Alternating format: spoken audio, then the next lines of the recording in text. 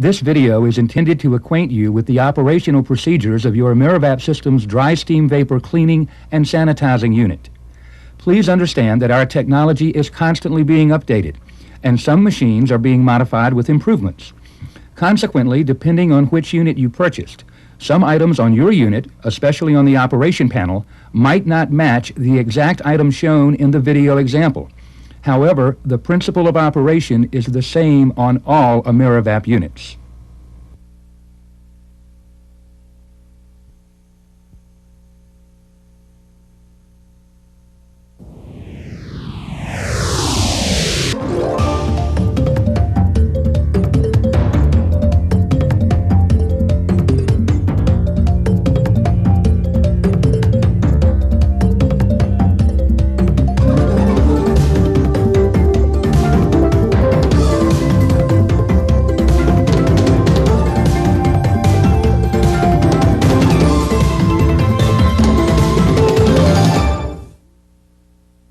Congratulations on the purchase of your new AmeriVap commercial system.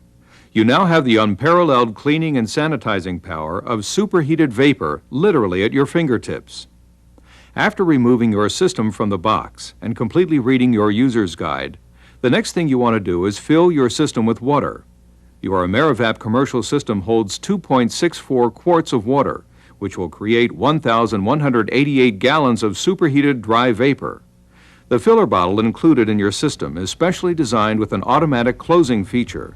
You can carry it upside down or lie it on its side and it will not leak. Take your bottle and fill it with fresh hot water, if available, straight from the tap. It typically takes approximately 3 filler bottles of water to completely fill your system. Next, unscrew the black filler cap located on the top of your system and place the neck of the bottle into the pouring spout. Press downward on the bottle to release the water into the heating tank.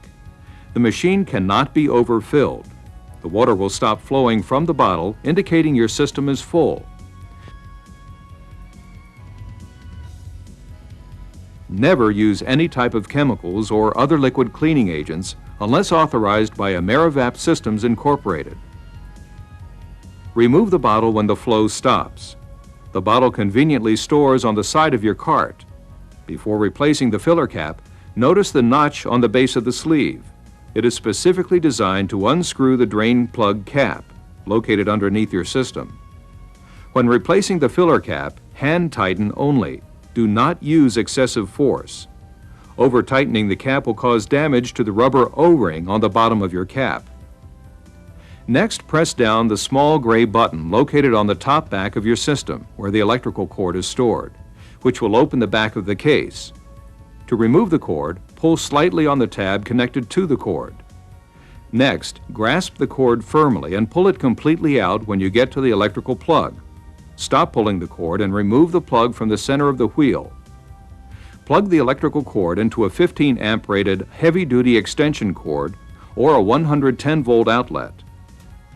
Pull the cord to the side slot before reclosing the back casing.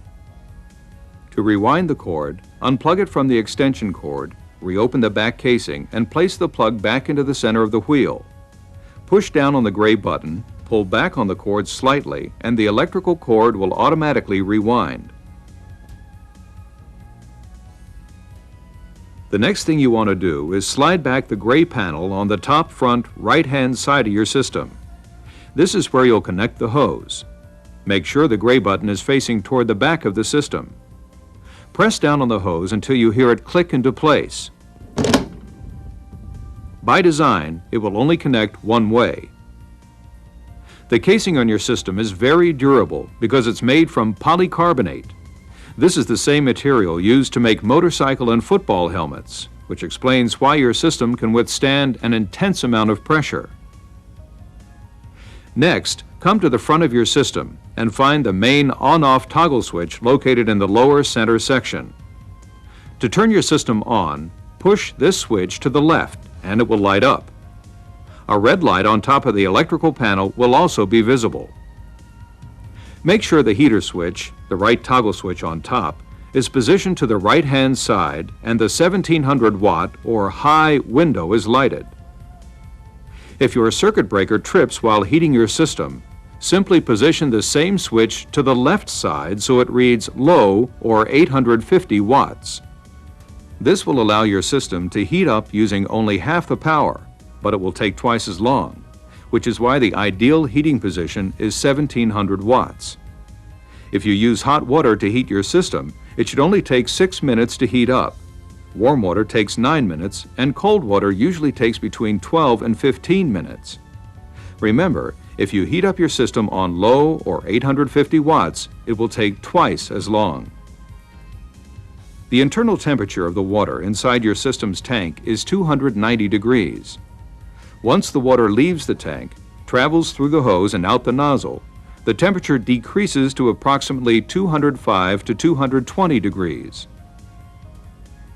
Your system is totally electronic and does not require any manual adjustments. The electrical or control panel, located on the top front of your system, houses 4 different panels that indicate the 4 different operational modes of your system. The first panel, to the extreme left, is the low water indicator. It will light up and make a beeping sound when your system is low on water. When this happens, do not unscrew the filler cap. Your system must be depressurized first. To do this, leave the main power switch on and turn the heater coil switch to the off or center position. At this point, neither the low 850 watts or high 1700 watts light will light up. Take the handle of your hose and depress both the orange and red buttons for high power. Initially, a large amount of vapor will come from the end of the hose. Eventually, it will become weaker and weaker until there is very little vapor flowing from the hose. At this point, turn the orange and red pressure switches to the off position and slowly begin to unscrew the filler cap with short 1/4 turns. When you start to unscrew the filler cap, some vapor will seep through and you'll hear the hissing sound as your tank depressurizes. Do not be alarmed. This is normal and will happen each time you depressurize. Now you can completely unscrew and remove the filler cap and refill your tank with fresh tap water as we described earlier. If you are refilling your system and the coil is hot from previous use, place the neck of the filler bottle into the spout and do 10 short presses. This will cool the heating coil in your system. If you leave the bottle pressed down, you'll put too much water on the hot coil too quickly, which can cause your system to blow hot vapor back at you. After 10 short presses, hold the bottle down steadily until your system is filled.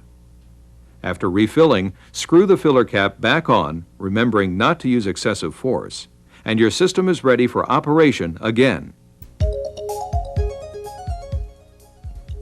The second group of indicators located on the electrical panel show the level of pressure being used. At the end of the hose are 2 colored toggle switches. The orange is for low pressure, 15 psi. You'll notice 1 light lit up on the panel. Red is medium pressure, 35 psi. Depress it and 2 lights will appear on the panel. And if you depress the red and orange simultaneously, you'll create high pressure, 47 psi. All 3 lights on the control panel will light up when high pressure or high power is being used. When operating at high pressure, you can safely place your hand as close as 6 inches away from the tip of the nozzle without burning yourself. If you place your hand within 6 inches of the tip, the chance of burning yourself increases greatly.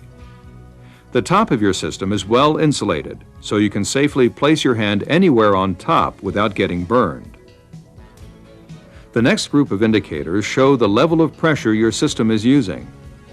Initially, when turning your system on, a single red light will come on. When your system is fully pressurized and heated, that red light will go off and 2 green lights will appear. The 2 green lights indicate that your system is ready for use. The squeegee easily locks into the end of the hose. You can use it to clean windows, mirrors, display cases, tile walls, and bathrooms. Use the front side with the steam port holes to scrub the surface and the opposite side to wipe it clean.